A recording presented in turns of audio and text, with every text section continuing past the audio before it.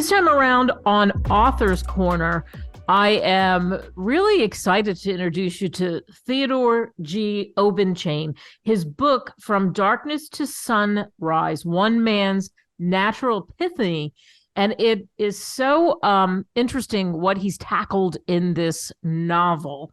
And it's a perfect time for this novel, I think, frankly. So he joins us here on America Tonight with me, Kate Delaney. Theodore, thanks for coming on. Happy to be here. Thank you. Let's talk about why you wrote this book. It's a long time, and that goes back a long ways. I grew up in a religious Christian family and went along with the teachings, although I wasn't all that convinced early on that that was the right path. And as I got into college and started taking courses mainly in life sciences, that made me convinced that I did not really swallow the traditional organized religion dogma, mainly Christianity, but it would also apply if it were Judaism or whatever else it is. I object mainly to the supernatural aspect that all organized religion relies so heavily upon. I have no argument with natural theology or natural religion.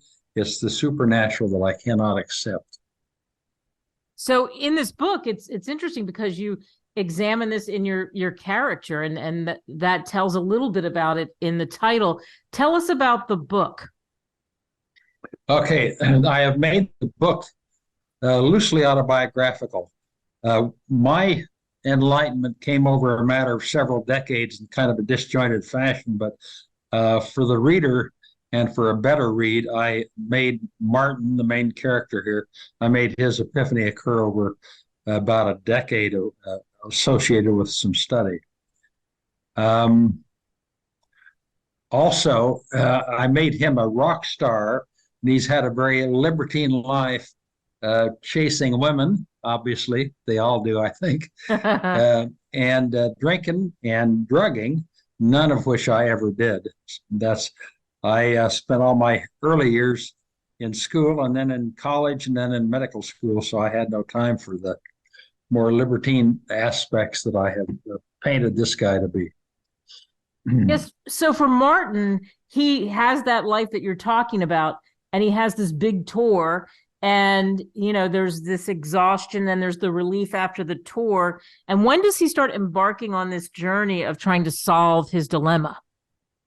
Well, he went through, he had a humble upbringing, good Christian home, and got into the touring trade, country rock, and spent about 15 years doing that, and was really kind of a hedonistic pursuit of life. He did that for 15 years, and he had, on one occasion, he had about a 6-week tour that was absolutely exhausting. It went from East Coast to Europe to Asia, and then his last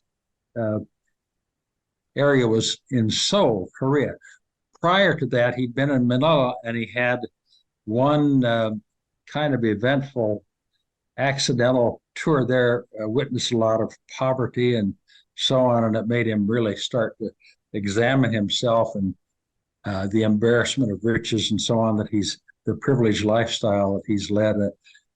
You could say embarrassment of riches. It was a guilt trip, basically, what got him. From that, he took a red eye, or the whole band took a red eye flight from Seoul back to Los Angeles, and he was absolutely exhausted. Of course, that wasn't too unusual. He went to bed and thought, no big deal, I can sleep this off. He slept for 36 hours straight, and when he got up, he knew that things were not in any way the same. And this started what was a psychiatric or a religious sort of crisis that was disabling for him. When he woke up, it was like he'd had many, many hangovers before. This was like the worst hangover he ever had, except probably 10 times worse.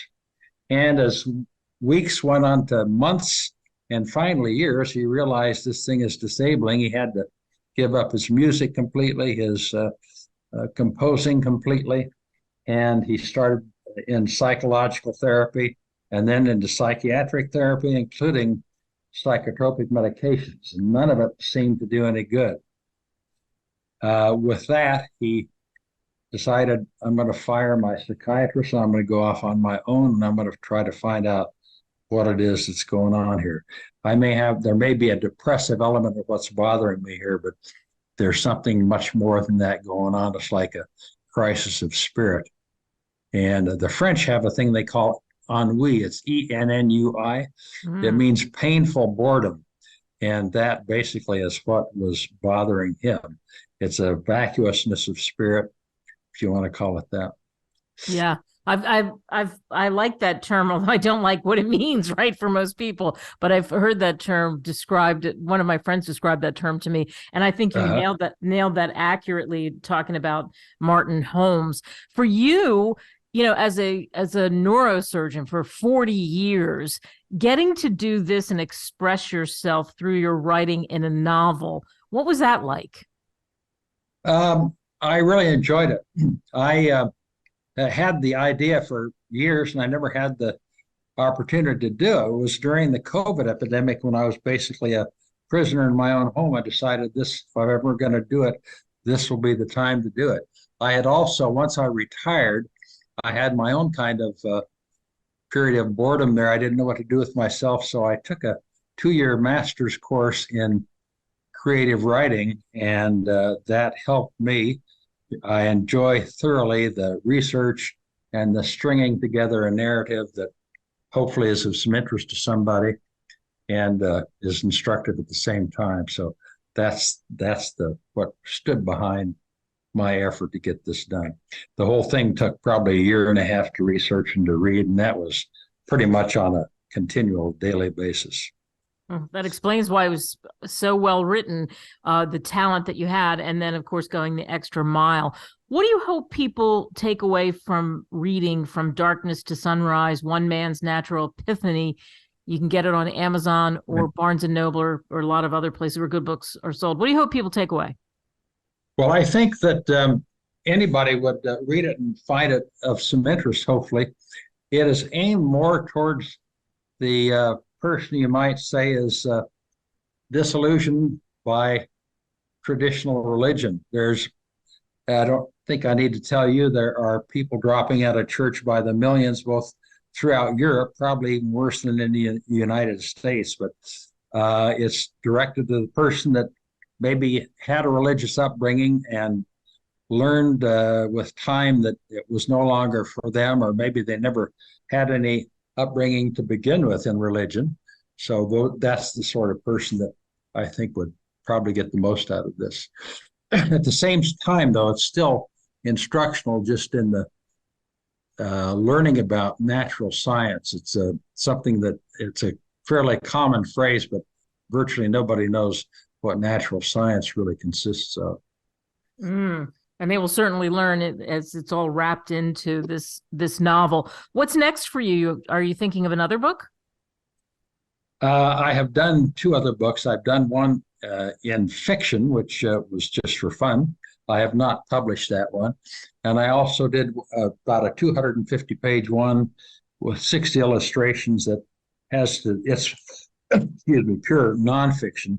It's the story of the men who solved the fine microscopic neural connections inside the nervous system. So that was a job of love. I finished that a year or so back.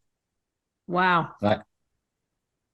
Yeah, and thinking about this and thinking about Martin and the whole concept of that, I mean, I guess, there's other places you could go with it, but you did such a great job in this book that I don't know, maybe I'm wrong about that. I think when you get hooked into a character and get involved, you want things to continue. Well, I could elaborate on that much more in another book, but I'm not sure it would. I hope I've made the point in this book so that a second one, just elaborating on what is here, probably would not by itself be all that helpful. But this book is great. Again, From Darkness to Sunrise, One Man's Natural Epiphany, Theodore G. Obenchain. You can get it on Amazon. I already said that, Barnes & Noble, and any place where good books are sold. Thank you so much for coming on. My pleasure. Thank you for having me.